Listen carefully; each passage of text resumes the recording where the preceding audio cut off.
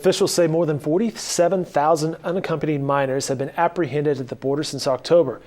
As a result, the government said it will open short-term shelters at Fort Sill and in locations in California and Texas. Now, these children were caught at the U.S. border while fleeing Central American countries, and workers will try to reunite the children with their families or find them a sponsor. I'm joined now by Lee Brewer from the Oklahoman, and you were at Fort Sill this morning as we expected some of these immigrant children to arrive. And what did you see? Oh, we saw a couple bus loads pull up. The first one we got a really good look at, and it very clearly was full of young Hispanic children. I can't confirm for sure that was the undocumented minors that are being stationed at Fort Sill, but we did observe the bus go to the facility, the actual building where the kids will be held.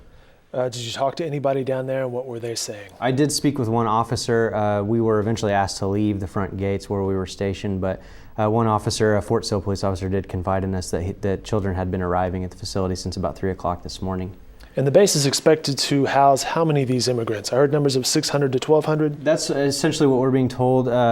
It's really kind of frustrating. There is a pretty big lack of information from both officials, and even immigration experts are kind of unsure. This is pretty unprecedented ground. So the exact number isn't set in stone yet, but yeah, that's what we've been told. It's anywhere from 600 to 1,200 kids. And speaking of officials and 600 to 1,200 kids, the ratio of federal workers to children, I believe, is 1 to every 2 children. So this will have an impact on Lawton as well. Yeah, I mean, Jennifer Palmer, one of our other reporters, was out in Lawton yesterday, on Thursday, and she spoke with a number of officials, including Lawton's mayor.